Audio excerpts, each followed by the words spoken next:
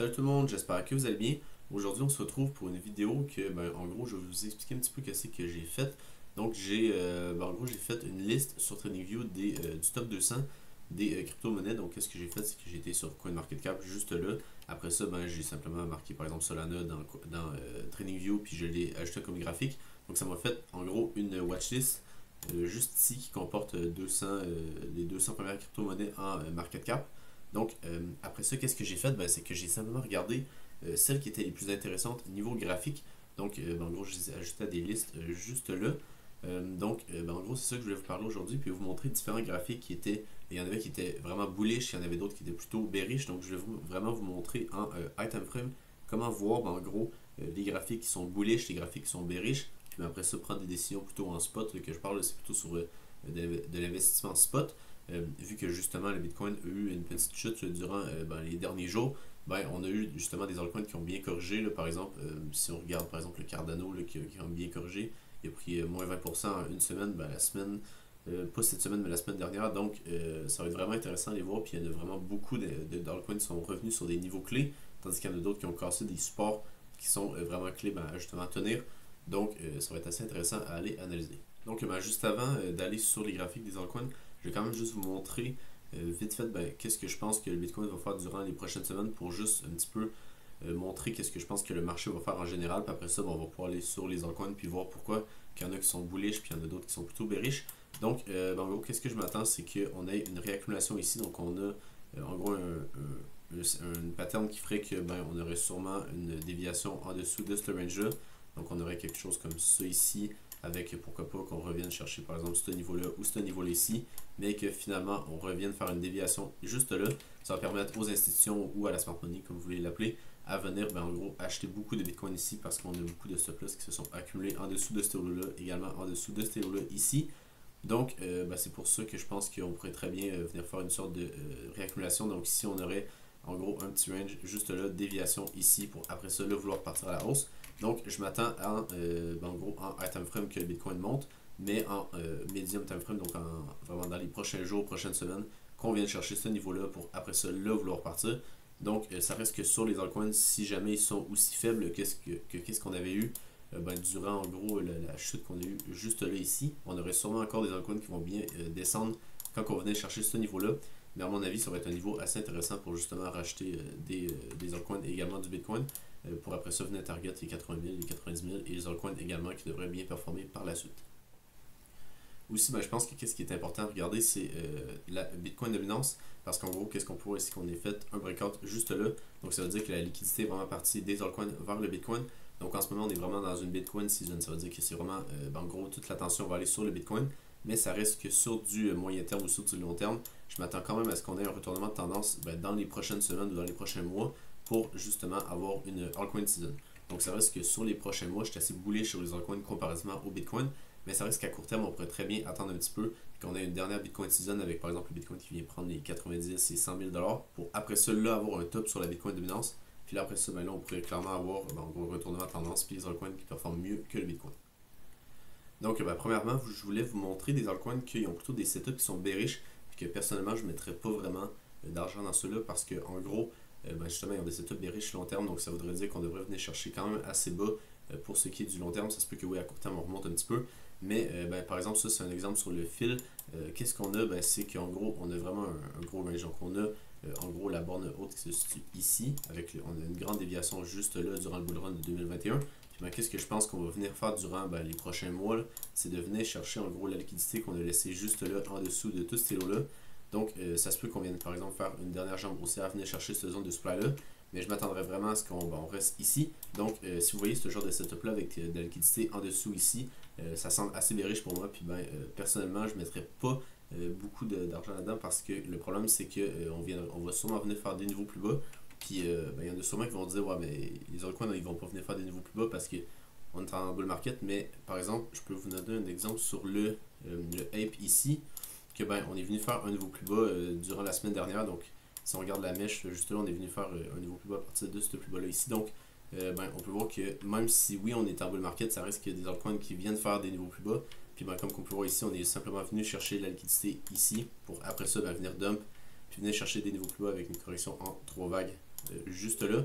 Donc ben, ça c'est vraiment un exemple pour vous montrer que oui, ça se peut qu'il y ait des altcoins qui viennent chercher des niveaux plus bas de tout le cycle. Donc ben, pour moi ça se peut très bien que le fil fasse la même chose.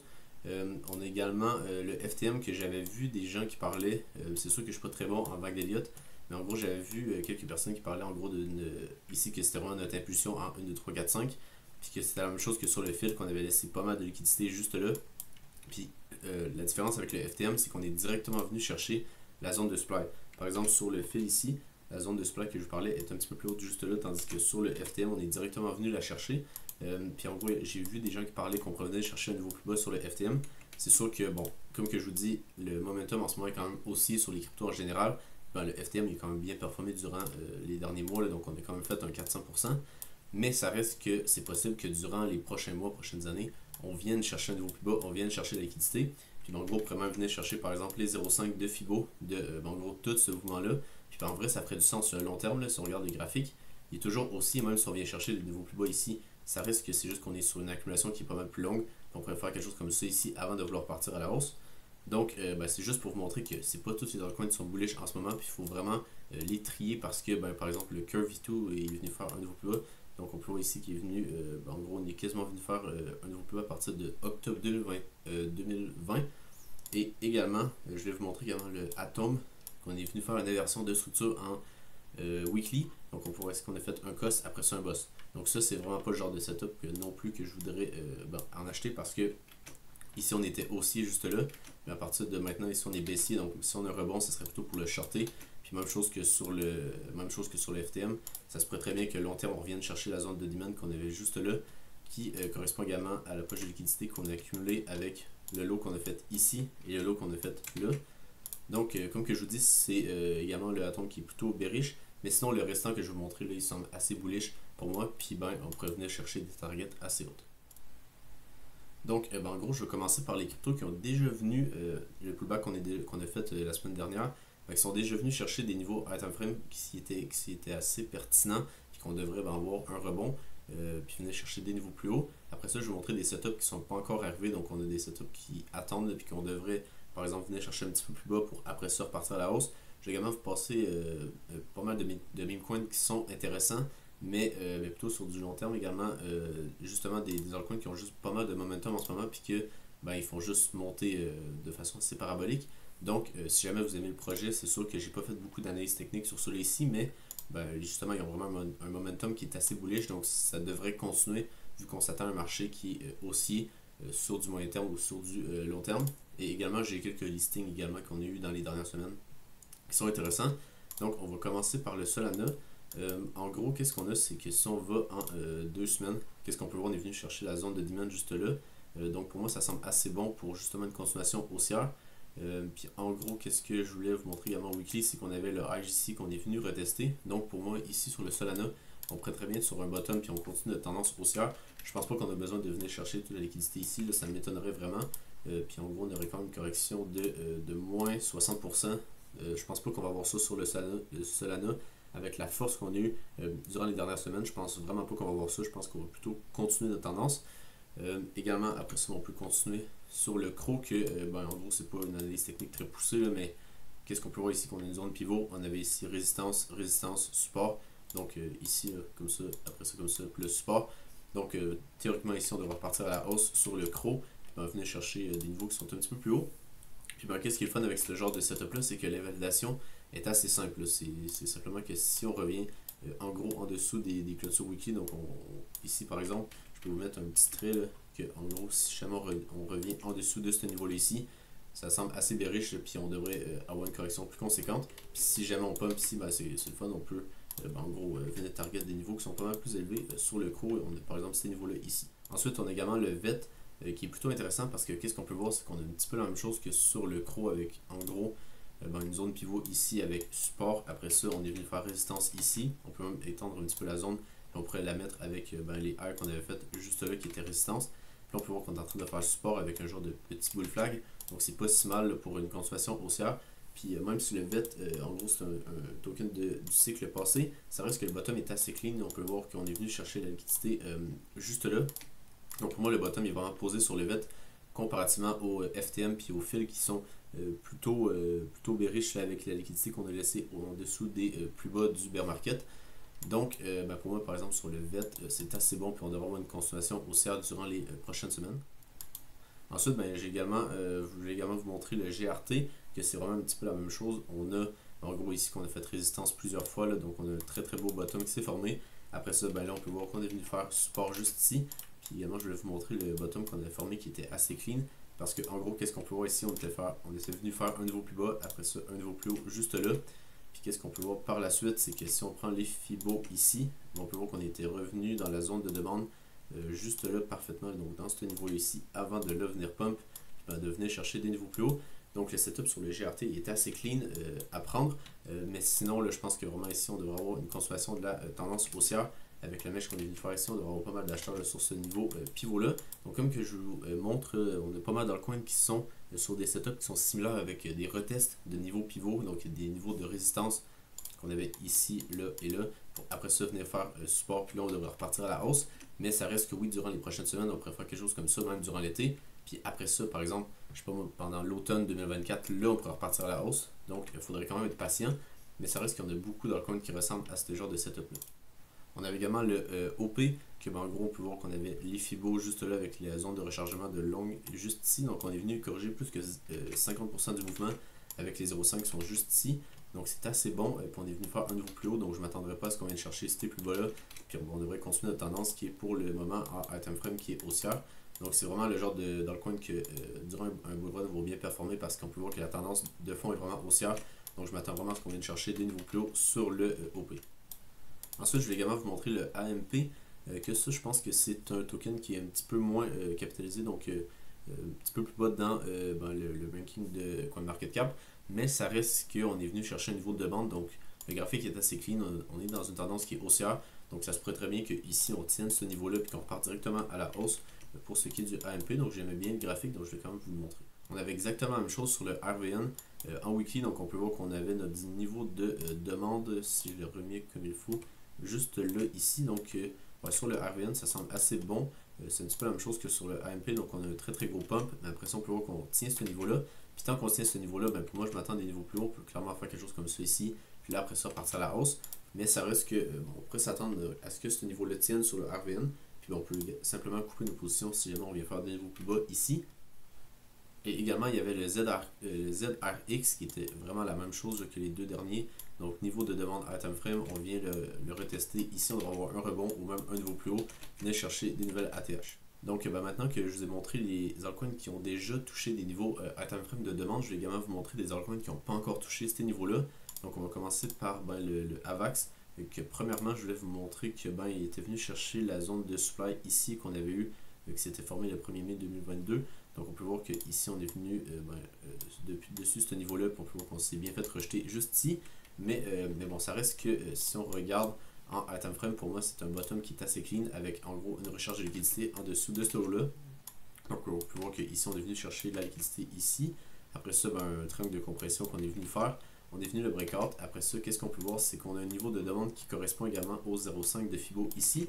Donc pour moi, là, si jamais on vient chercher en dessous de ce haut-là, pour moi tout ce niveau-là ici va être assez intéressant sur le AVAX. Puis après ça, on pourra venir target des niveaux plus hauts. Là, on peut voir qu'on a laissé de la liquidité juste là. Donc pour moi, c'est le genre d'altcoin qui semble assez bullish. Sinon, je vais également vous montrer le APT, que c'est sûr que lui, a un graphique qui est un petit peu moins beau, mais bon, ça reste qu'on est sûrement, là, si on dézoome un peu, là, sûrement que qu'est-ce qu'on va voir dans les prochaines années, ça va être quelque chose comme ça ici. Donc on va sûrement avoir une genre d'accumulation ici avec un grand range qui s'est formé ici, pour après ça repartir, puis là on va péter à la hausse. Donc je pense que même si oui, à court terme, ça se peut qu'on redescende un petit peu sur le APT, ça reste que j'ai vu souvent ce genre de graphique-là durant le dernier bull run.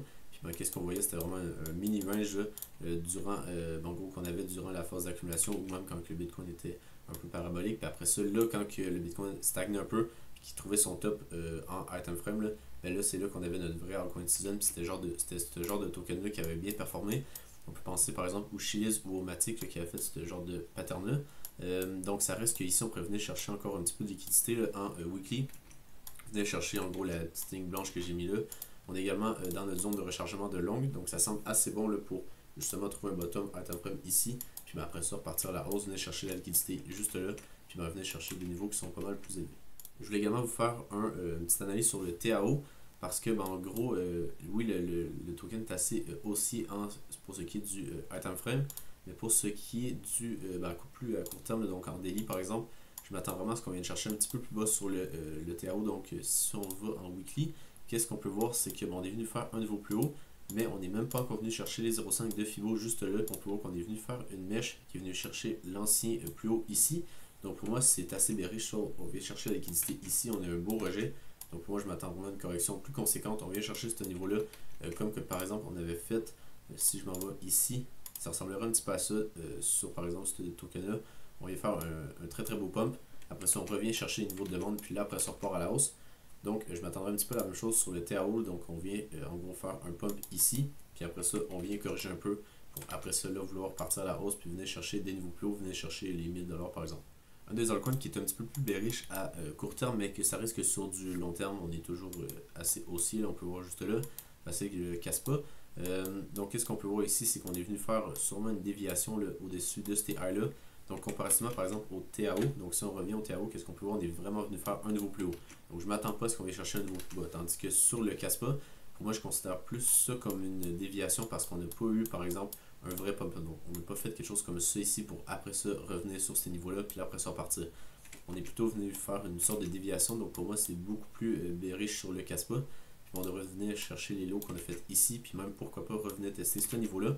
Pour moi, ce serait vraiment un niveau qui serait assez pertinent, puis ben, ça serait une correction de moins 72%, mais en vrai, ça se ferait assez facilement pour moi là, sur ce genre de token-là qui a bien performé durant les derniers mois, les dernières années même. C'est ce juin 2022, ça fait quand même assez longtemps que ce token-là monte.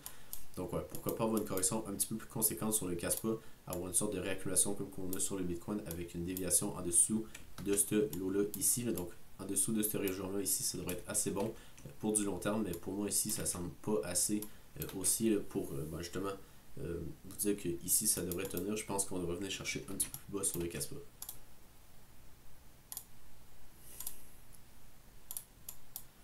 Un autre exemple ben, de token qu'à court terme, oui, ils ont mangé comme une bonne claque. Là. Donc ici, on a eu moins 22% en une semaine sur le Arbitrum, mais ça reste qu'à long terme, on est venu faire un niveau plus haut ici. Après ça, on est venu sûrement faire une genre de petite distribution là, à court terme. Là. Si on vend 12 heures, qu'est-ce qu'on peut voir? C'est que, ouais, c'est ça, on est clairement venu faire une distribution. Qu'est-ce qu'on peut voir? C'est que, en gros, on avait une zone de supply juste là. On est venu la retester. Puis ben, on est venu faire une correction en 3 vagues ici. Donc 1, 2 et 3. On vient chercher les highs. On laisse la liquidité en dessous de ce lot là, puis le boom, on décroche, puis on vient chercher assez bas là, sur le Arbitrum.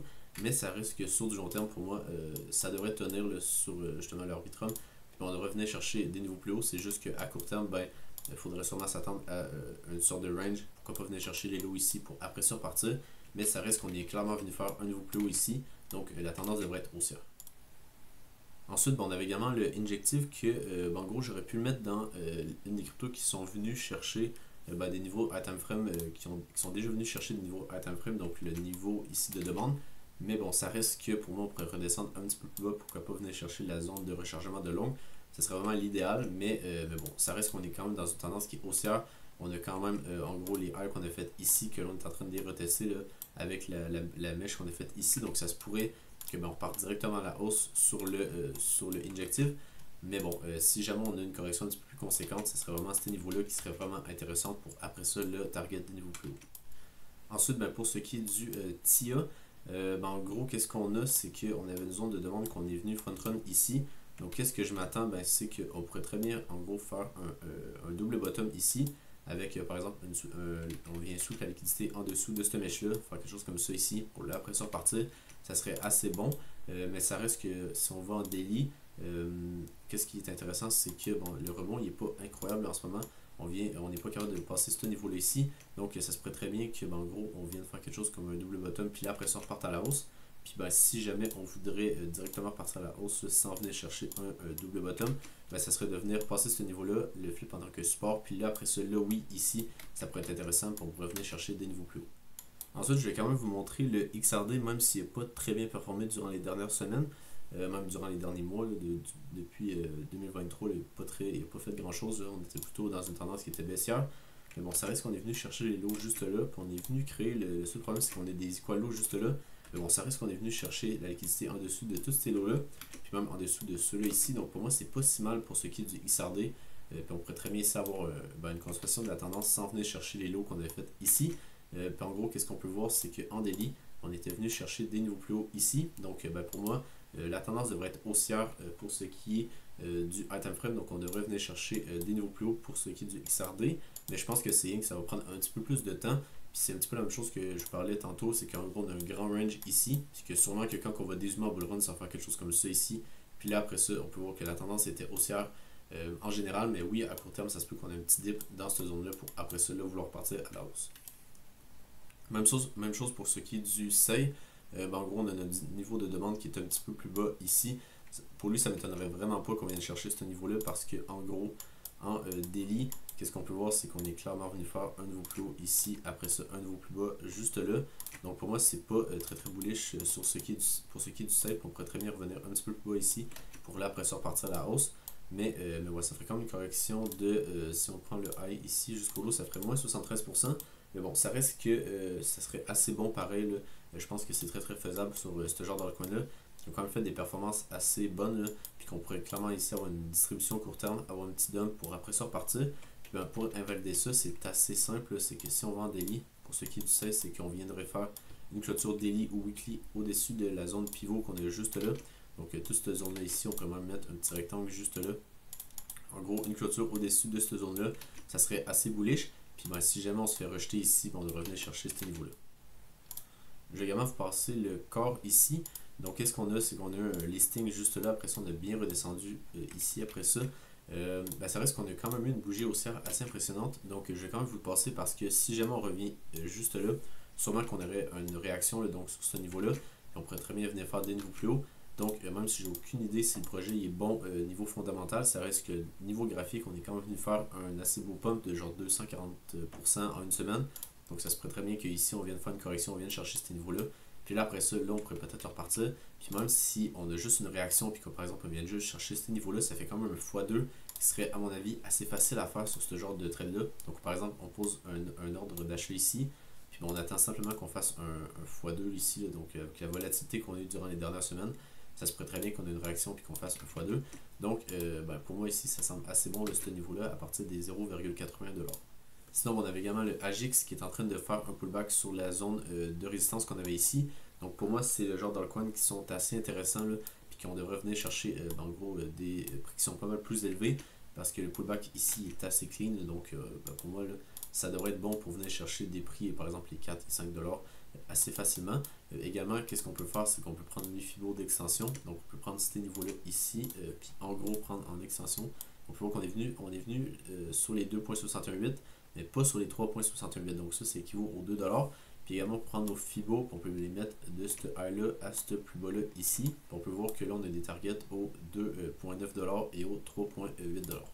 Ensuite, pour ce qui est du ordi, il y avait très bien pump là, durant les derniers mois ici. Là, on peut voir qu'on a quand même bien stagné sur ces niveaux-là. Donc, qu'est-ce que je m'attends, c'est qu'on redescende un petit peu ici, venir chercher ce niveau de demande-là, pourquoi pas les 0,5 avec également le niveau de résistance qu'on avait eu ici durant le listing en tant que support. Donc, on peut faire quelque chose comme ça ici, puis là, après ça, repartir à la hausse.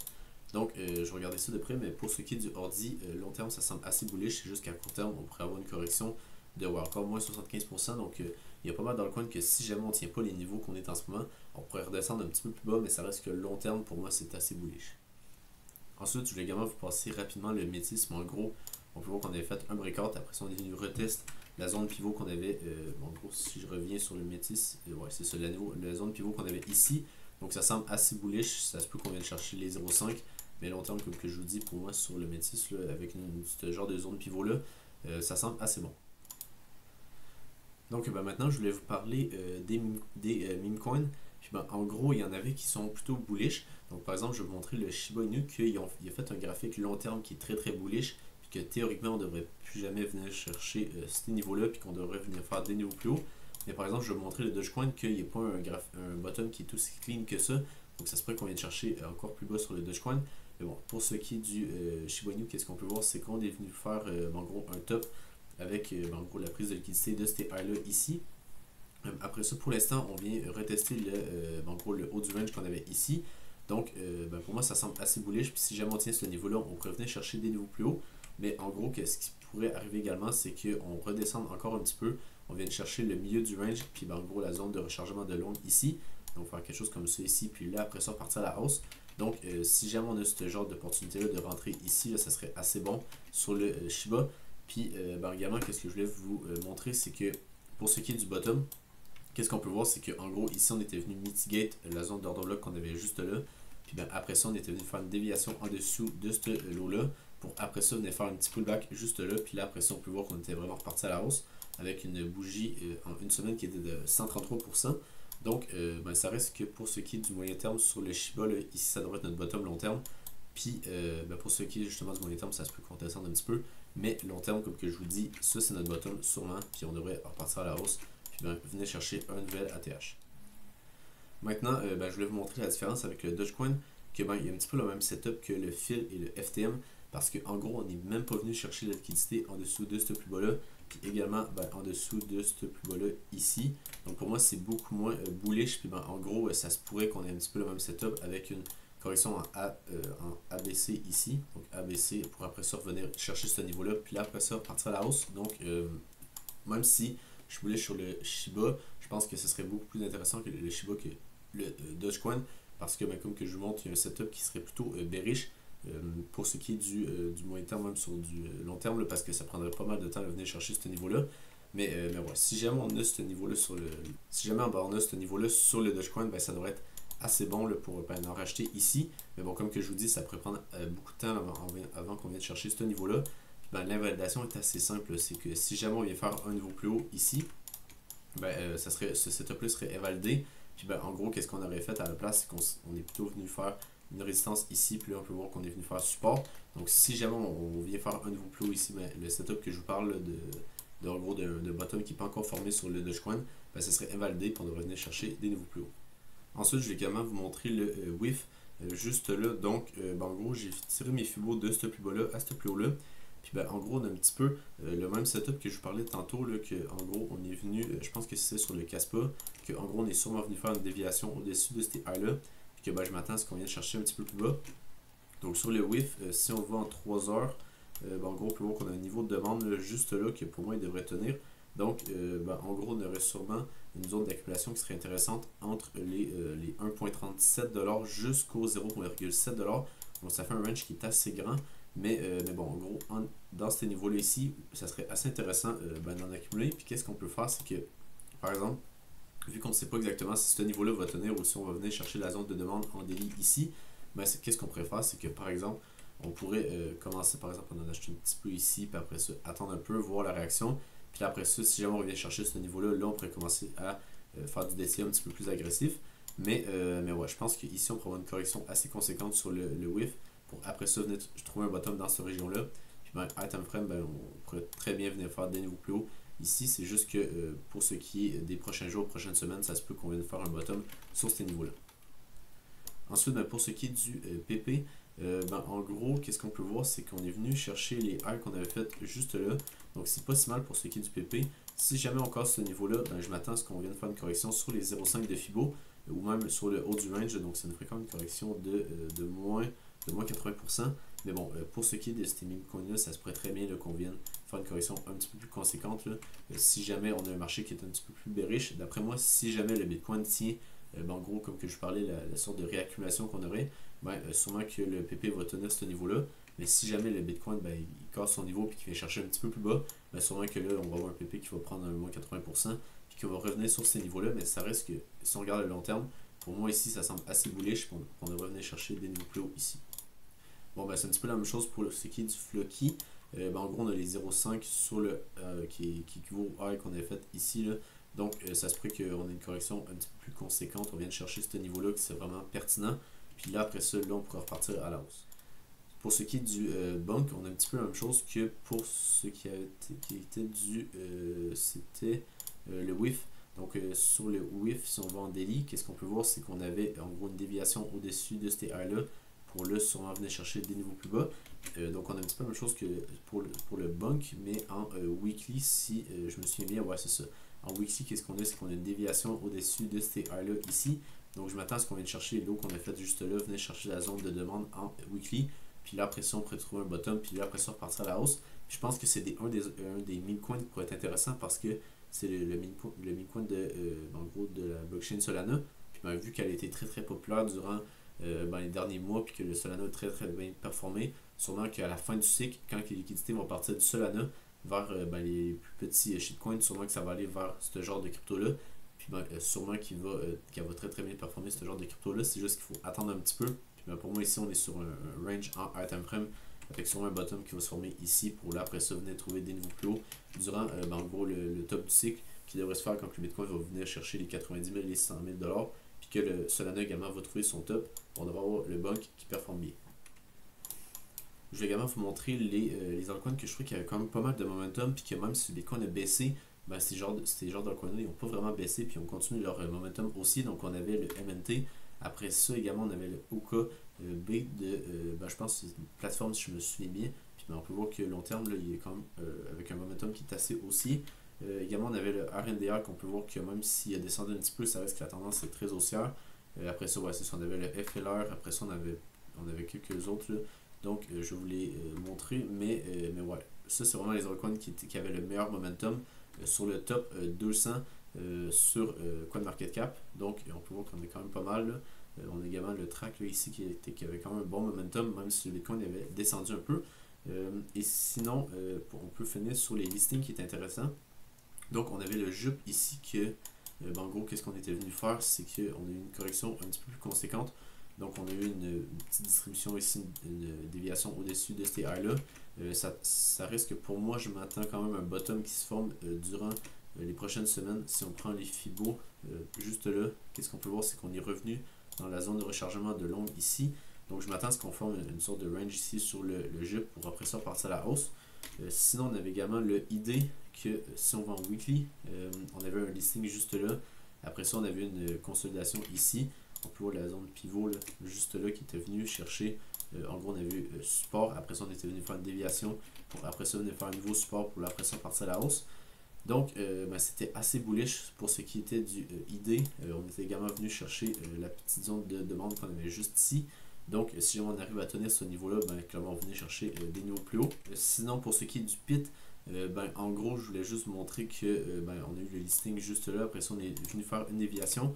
Mais à court terme, là, je vous dirais que c'est assez dur de voir où est-ce que le bottom va être parce que si on prend des Fibo, on peut voir qu'on est dans notre zone de rechargement de longue. Mais bon, ça risque qu'on a laissé beaucoup de liquidité ici, donc ça ne m'étonnerait pas qu'on vienne peut-être chercher un petit peu plus bas ici pour après ça partir à la hausse. Mais ça reste que sur du long terme, sûrement que le bottom a été créé ici puis qu'on devrait venir chercher des niveaux plus hauts. C'est juste que peut-être que sur du moyen terme, là, on vient chercher un petit peu plus bas pour après ça partir. Pourquoi pas venir sweep les lows qu'on a fait ici, une genre de déviation juste là. Puis là, après ça, on pourrait repartir à la hausse. Sinon, pour ce qui est du JTO, en gros, on a eu les listings durant les dernières semaines. Là, ça ne doit pas faire tant de temps que ça. Ouais, c'était en décembre 2023, donc au début de l'année. Ça reste que le listing est assez bon parce que qu'est-ce qu'on peut voir, c'est qu'on est bien venu stabiliser. En gros, on a eu une petite chute ici, mais ça c'est normal. Après ça, on est bien venu stabiliser sur ce niveau-là ici. Donc pour moi, long terme, ça semble assez bon. Puis même si on va en weekly, là, on peut voir que le momentum est assez haussier en ce moment, juste là. Donc je pense que ça va continuer. Là. On peut voir que c'est un des altcoins que durant les derniers jours, il s'est bien fait racheter. Donc le Bitcoin est encore sur ces niveaux-là, même il a redescendu un petit peu parce que le JTO, on peut voir qu'il est vraiment très très bien remonté. Donc pour ce qui est du long terme, pour moi c'est un des altcoins qui s'est bien fait racheter, donc il devrait bien performer pour justement venir chercher des niveaux plus hauts. Je vais également vous montrer le ARK, que en gros, qu'est-ce qu'on peut voir, c'est qu'on est venu chercher des niveaux plus hauts ici. Donc je m'attends justement à une consommation de la tendance comme sur tous les altcoins que je viens de montrer depuis pas mal de début. Donc qu'est-ce qu'on peut voir, c'est qu'on est encore dans notre zone de rechargement de longue ici. Donc pour moi ici on pourrait venir peut-être chercher la petite zone de demande qu'on a juste là. Mais bon, ça reste que pour ce qui est du long terme, comme que je vous le dis, on devrait venir chercher, on devrait avoir un bottom qui se crée ici pour après ça avoir une consommation haussière. Donc on a quelques listings qui étaient plutôt intéressants et qui se sont bien déroulés, là, comme le JUP, puis le ID, tous les altcoins que je vais montrer juste là, qui sont plutôt intéressants là, parce que c'est souvent ce genre d'alcoins-là qui vont bien performer durant le bull run. Donc si vous avez aimé la vidéo, n'hésitez pas à vous abonner sur Twitter et sur YouTube. Sinon, je vous souhaite une bonne journée, puis une bonne fin de semaine, puis on se retrouve pour une prochaine vidéo. Bye!